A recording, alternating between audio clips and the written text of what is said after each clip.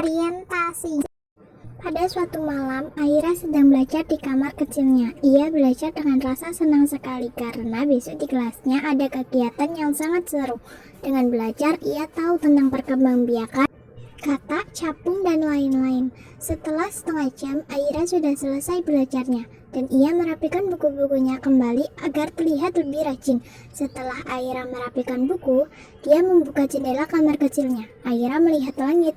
Langitnya terlihat berwarna kemerah-merahan. Sepertinya malam ini akan hujan lebat, gumam Aira, dan ditambah sambaran petir. Aira akhirnya menutup jendelanya kembali, dan Aira tiba-tiba meluap. Mungkin karena rasa kantuknya sudah tiba. Aira mengambil selimut dan menutupi kaki kecilnya yang bercelana setinggi lutut. Aira pun memejamkan matanya, lalu berdoa dan ia memulai mimpi indahnya. Rangkaian peristiwa. Saat Aira sudah pulas dengan tidurnya, tiba-tiba ada suara tes, tes, tes. Suara itu semakin keras. Ternyata air hujan jatuh dan membasahi seluruh kampungnya, termasuk rumah Aira. Ternyata benar dengan dugaan Aira bahwa kalau malam ini akan hujan. Hujan malam ini tak reda-reda juga. Semakin lama hujan semakin deras, ia menjatuhkan airnya. Waktu tiba-tiba sudah menunjukkan jam 2 pagi. Ada seorang wanita cantik yang mendatangi kamarnya. Ternyata itu adalah ibunya Aira. Ibu Aira membangunkan Aira untuk melaksanakan sholat tahajud seperti biasa. Aira sayang, ayo bangun, sudah jam 2 pagi, saatnya sholat tahajud, ucap ibunya sambil membuka selimut Aira yang menutupi tubuhnya. Iya bu, jawab Aira sambil meluap dan membangunkan dirinya dari tempat tidur. Setelah selesai sholat, Aira mengambil kursi dan menaruh di sebelah jendela. Aira membuka jendela. Aira melihat kampungnya sudah dipenuhi oleh air hujan dan menyebabkan banjir di mana-mana. Tetapi kampungnya masih terlihat ramai karena melihat keadaan-keadaan warga yang sedang kesusahan. Hujan masih belum reda juga walaupun sudah membanjirkan banyak kampung. Kapan ya hujan ini akan reda? Ucap Aira yang sedih karena kampung dan rumahnya sudah banjir. Keluarga Aira sedang membereskan barang-barang yang ada di bawah ditaruh di tempat yang lebih tinggi. Aira akhirnya berjalan ke depan dan duduk di teras depan rumahnya.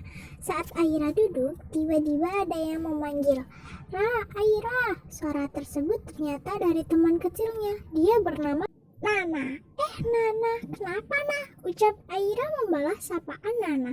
Keliling kampung ayo ay, katanya di sana banjir besar, ucap Nana. Akhirnya Aira dan Nana jalan-jalan melihat banjir. Mereka melihat banyak warga yang kesusahan saat melakukan aktivitas seperti mencuci baju, piring, bahkan memasak sajadah di luar rumah. Saat di jalan raya, Aira dan Nana melihat banyak warga yang membawa motornya dan memparkirkan motor tersebut di pinggir-pinggir jalan raya. Di kampung-kampung lain ternyata ada ting-ting pembantu, ada juga yang memberikan makanan-makanan gratis. Aira dan Nana sedang asik mengobrol. Tiba-tiba ada yang memanggil. Dek, sini. Ucap kakak-kakak yang memakai jas. Ia adalah mahasiswa yang membantu warga. Iya kak, ada apa? Ucap Nana yang bertanya kepada mahasiswa tersebut. Ini dek, untuk kalian dimakan ya. Ucap mahasiswa tersebut yang memberikan 2 kotak nasi. Ya kak, makasih ya kak. Ucap mereka secara kompak sambil memberikan senyuman yang manis. Aira dan Nana akhirnya memutuskan untuk pulang karena sudah lelah. Ternyata kampung mereka sudah semakin tinggi airnya. Aira dan Nana sampai juga di rumah Nana. Aira izin langsung pamit kepada Nana, takut nanti dicari oleh ibunya. Ra, aku langsung pamit pulang ya, ucap Aira sambil berjalan menuju rumahnya. Iya Ai, hati-hati ya, ucap Nana sambil melambaikan tangannya. Komplikasi. Malam pun tiba. Air semakin lama semakin tinggi. Akhirnya keluarga Aira memutuskan untuk mengungsi karena banjir semakin tinggi. Ayah Aira berdiskusi dengan ibunya dan memutuskan akan mengungsi di rumah neneknya, agak jauh dari kampungnya.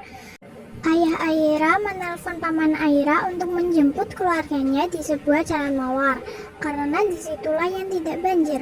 Mereka berjalan menuju ke sana. Aira tidak berjalan, dia digendong oleh ayahnya. Aira dan keluarganya menunggu pamannya yang akan menjemputnya. Pamannya pun telah datang. Mereka langsung menaikkan barang-barang yang tadi telah dibawakan oleh ibunya. Aira langsung menaiki mobil tersebut, disusul oleh keluarganya. Mereka pun tiba di rumah neneknya. Neneknya menyambut mereka dengan baik dan mempersilahkan untuk masuk.